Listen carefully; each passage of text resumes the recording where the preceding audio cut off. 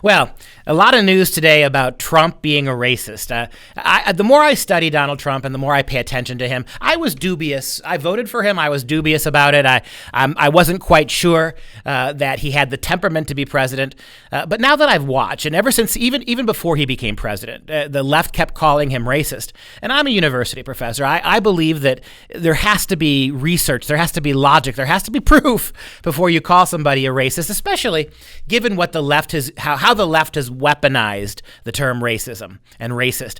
When they call you a racist, it could be for cracking a joke. It could be for not agreeing with them about something. It could be for having a simple, honest disagreement of opinion. And so the more I study Donald Trump, I still find it hard to locate any serious place where he is engaged in overtly racist dialogue. The big problem we have now is that he told a group of left-wing congresswomen, and more broadly, he told progressive Democrats, look, if all you're going to do is complain about this country, if you're going to come to this country or you live in this country and you benefit from this country, you enjoy the fruits of liberty and opportunity, and yet every word that comes out of your mouth is an indictment of our history, our founding fathers, our Constitution, our values, our free markets. If you have nothing good to say about this society, go somewhere else. It is actually really an intelligent thing to say to me. And one of the reasons I think Donald Trump got elected president is because he was one of those candidates who was willing to say politically incorrect things, even if they were true. What the left sees as his political incorrectness, they turn into racism. What his supporters see is finally somebody with the cojones to look the progressive left in the eyes and say to them, look, you don't get to define words. Your use of words like racism isn't going to affect us. We know that disagreement and protest and the willingness to argue with you is not in itself racist. So what did Donald Trump actually say that sparked this outrage? I'll read you some of his quotes. He said, if you're not happy here, then you can leave. He's absolutely right about that. President Trump said, prompting cheers from the audience at a planned Made in America event at the White House, as far as I'm concerned, if you hate our country, if you are not happy here, you can leave. The thing about American immigration is the vast majority of our immigration and the vast majority of our illegal immigration to this country are people who want to come to the United States for opportunity. If we were the racist, sexist, bigoted cesspool that the progressive and the academic left says we are, why would they come? And you could make an argument, well, Pesta, they come here believing in the lie of the American dream, and as soon as immigrants get here, they're treated like second-class citizens, they're discriminated against. Well, basically what the left is saying, that immigrants to this country, legal and otherwise, are stupid. They're too stupid to know when they get here that they had it better back home. They're too stupid to realize that Whitey wants to hold them down. This is the kind of this is actual racism. This is the kind of paternalistic leftism, right? That all these people from other countries, all these non-white people come to America, and they're too stupid to realize how bad they have it, and they're too frightened to go back to their homes. That is such malarkey and BS. The reason people come here is for liberty, opportunity, and prosperity. And if they didn't find it, they'd go home. If they were going to suffer and starve in the streets and have no opportunity, they'd go back and do it at home among family and friends and the traditions and the culture that they know. But the fact that they stay and they don't want to leave, and they even get elected to Congress, intellectual dullards like Omar and AOC, right, who are chanting this mantra. Think about Omar for a second. She came to this country from Somalia. And that is one of the most if there were no North Korea in the world, Somalia may be the most dysfunctional state in the entire world. A place where Islamic fundamentalism has taken over, where people are being beheaded routinely, where slaves, Somali citizens are being enslaved and sent to Islamic countries as indentured servants.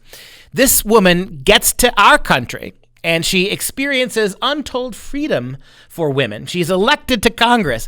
And Trump's right. If all you're going to do is talk about how much worse America is than even places like South Korea and Somalia, then we've got a problem here. We have a problem with you. He says, but if you're, quote, if you're happy in the U.S., if you're complaining all the time, you can simply leave. You can leave right now. Come back if you want. Don't come back. That's okay, too. But if you're not happy, you can leave. And he even suggested at one point, why not take all of that social justice outrage, which is pretty minimal in America? We're not beheading anybody in America. We're not enjailing anybody for their political positions in this country. We are not executing people for their free speech. Why not take some of that social justice outrage and go back to the countries you came from and fix them, because the circumstances in those countries is significantly worse across the board than it is here.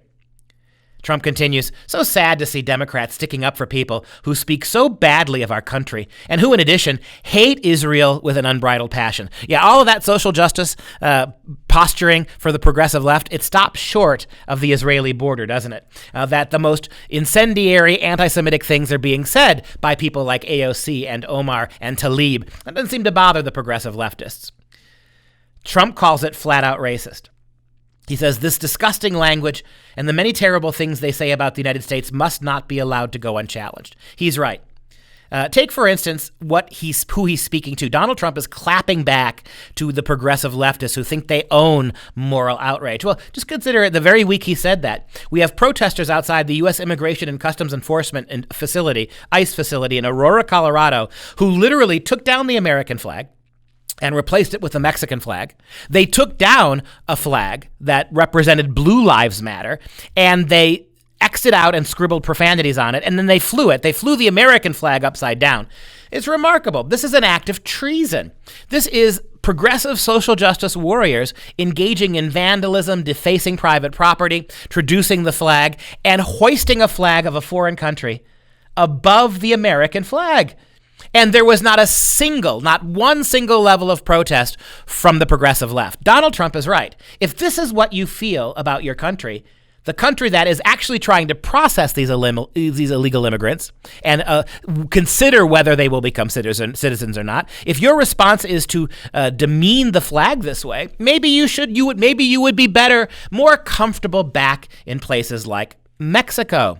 And we have the Seattle Antifa, who released a eulogy for their fallen comrade. We have a Seattle Anti-Fascist Action member, a person by the name of Willem Van Spronsen, who actually tried to bomb and to lob incendiary devices against this facility. He was shot dead by police and called a martyr by other Antifa. Again, not a single condemnation from the progressive left for this progressive domestic terrorist. Von Spronsen echoed in his manifesto. All these left-wing lunatics leave manifestos, don't they? And who does he cite in his manifesto? Representative Alexandria Ocasio-Cortez. He literally quotes her. He decided to give his life, martyr himself, according to the progressive left, to protest what was going on in American ICE detention facilities. He forced police officers to shoot him dead as a way of stopping the violence he was wreaking. And all of it, he says, was based on rhetoric from AOC. Can you imagine if instead of a radical left-winger, this was some right-wing neo-Nazi who was lobbing manufactured grenades at American facilities, and then after he was shot dead, cited some Republican politician, cited Donald Trump? This would be global news 24/7. This is the kind of thing that Donald Trump is pushing back against. And he's right to push back against it. In fact, he owes his presidency to his political incorrectness. Political incorrectness now is telling the truth. I love what George Orwell said. We live in a world so bad that telling the truth is a dangerous action, right? It's the only sane thing to do in a world that's become this skewed, is to tell the truth. You may not like what Donald Trump said. You may not like the fact that he directed it, not exclusively, but primarily at 4 congresswomen who happen to be either immigrants to this country or not white. But what Trump was clearly doing, and he said it in the quotes that I gave you, he was speaking out to the Democrat Party in general. It's one thing for the Democrat Party to criticize aspects of American life and culture that they don't like. That's freedom of speech. It's perfectly fine for them to seek alternative ways of approaching cultural issues. That's their right as elected officials. But where the line stops is the refusal of the Democrat Party, including these 4 new radicals, the squad, as Donald Trump calls them. Where the line has to be drawn is not condemning terrorist attacks on American facilities, not condemning the rhetoric, the leftist rhetoric that gave rise to those terrorist attacks. That is a bridge too far. And the funny thing, the Democrats would agree with you if Republicans did it. They won't agree with it when they do it. Thanks for joining us today. I'm Dr. Duke.